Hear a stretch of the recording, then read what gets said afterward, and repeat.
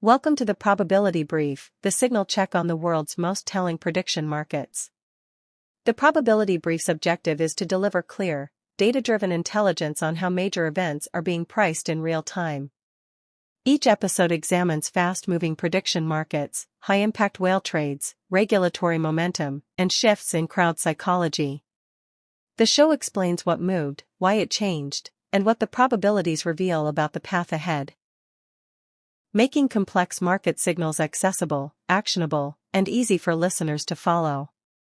Today is Thursday, February 26, 2026, where we cover the Chiplet conflict and the midnight liquidity flush. While there are no national federal holidays today, it is worth noting for our global tech watchers that we are moving through a critical week for semiconductor policy. We are reporting on a Thursday morning that feels significantly heavier than the last, as the probability ecosystems surrounding the global chip supply chain have undergone a violent midnight liquidity flush. While traditional analysts are still debating the impact of yesterday's sub-nanometer lithography export news, the prediction markets have already moved to price in a structural realignment of the entire sector. In today's Signal Mechanics segment, we are breaking down why a single regulatory leak shifted the odds of an export ban extension from 22% to 68% in less than 4 hours. The signal didn't propagate through a press release, it moved through a whale trade cascade. A massive series of limit orders on a decentralized platform, totaling over $18 million, triggered a price discovery vacuum. When a whale moves with that much conviction, it signals to the rest of the market that there is an information asymmetry at play. Smaller traders, fearing they are the last to know, began to herd, creating a self-fulfilling prophecy that pushed the probability toward the ceiling before the news was even officially confirmed. For our market micro-stories, we zoom in on a small but incredibly meaningful movement, a 3% shift in the niche market for neon gas delivery logistics. At exactly 2 a.m. UTC, we saw a sudden liquidity spike, a rush of capital into delayed contracts. This was a classic case of a mispriced market correcting itself. While the broader world was watching the chip manufacturers, the smart money was watching the raw material supply chain. This microstory is a teachable moment in incentive design. The traders who profited here weren't watching the headlines, they were monitoring the shipping manifests and maritime sensor data. They recognized that the logistics were the bottleneck that would ultimately dictate the regulatory deliverability of the entire tech sector. Moving to structural context, we must address how markets are currently pricing adoption curves in a climate of geopolitical tension. We are seeing a Silicon Silk Road narrative emerge, where the probability of fast-track sovereign chiplet production is skyrocketing. However, the market isn't just pricing the innovation value of these new chiplets, it is pricing the regulatory friction associated with them.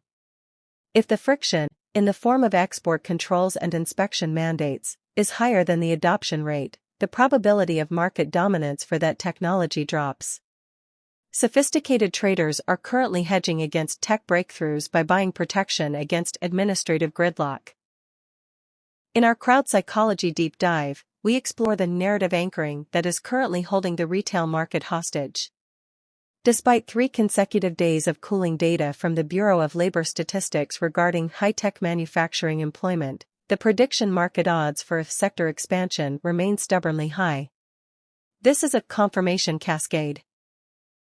Traders are so anchored to the boom narrative of the previous 6 months that they are filtering out the new, quiet regulatory filings that suggest a cooling period is imminent. This attention scarcity creates an incentive misalignment where the crowd is effectively paying a biased tax to those few institutional players who are looking at the raw signals without the emotional baggage of a winning streak. Our regulatory trajectory analysis today looks at the House Financial Services Committee's stance on algorithmated semiconductor hedging. Instead of simply reporting on the bill, we are analyzing the stakeholder incentives. We see a clear, historical analog to the 2018 tech trade disputes. Currently, the committee dynamics suggest a narrowly tailored oversight approach rather than a broad ban.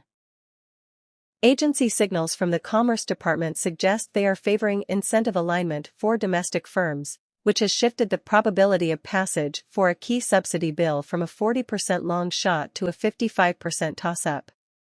In the market memory segment, we recall how these same probability ecosystems mispriced the lithography crisis of 2023. Back then, the market corrected far too slowly, underestimating the narrative contagion of global supply chain fragility.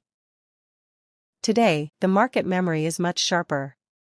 We are seeing a volatility cluster that mirrors the flash crash behavior of 2024, showing that the market is remembering the pain of past mispricings and correcting prematurely based on phantom signals.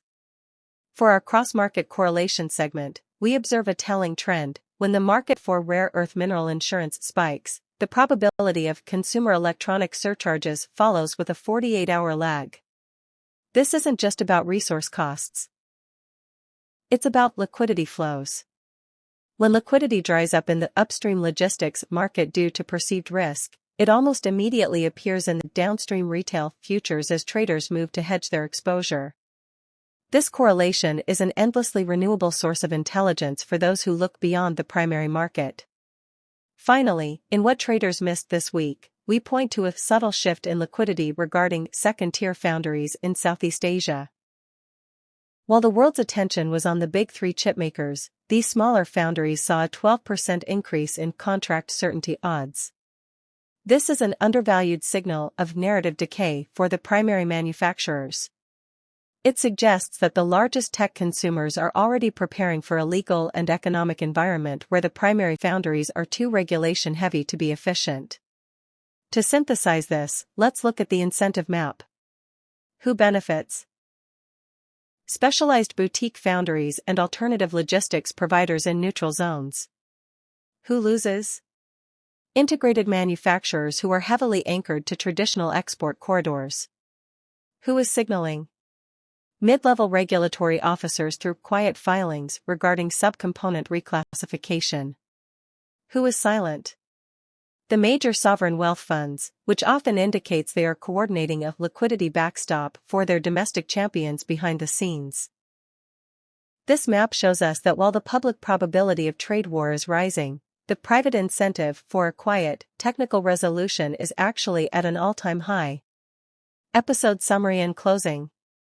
Today we tracked the whale trade cascade that shifted the chip export odds, analyzed the 2 a.m. liquidity spike in the neon logistics market, and explored how narrative anchoring is keeping sector expansion odds artificially high. We looked at the historical analogs of tech trade disputes and identified the cross-market correlation between rare earth insurance and your next smartphone bill. We also uncovered the silent signals in Southeast Asian foundries that the broader market has overlooked. Thank you for listening to the Probability Brief. If you found this valuable, please like, subscribe, follow, and share with someone who watches the odds like you do. The sources for today's episode are Polymarket, Bureau of Labor Statistics, Twitter Trends, Senate Hearing Transcripts, Department of Commerce Regulatory Filings, Lloyd's of London Maritime Insurance Bulletins. This podcast is for informational purposes only and does not constitute financial, investment, or betting advice. All market probabilities are subject to change. Episodes may be generated using fully original, fictional but realistic market movements. Some scenarios, market movements, or examples discussed in this episode may be illustrative or simulated for explanatory purposes.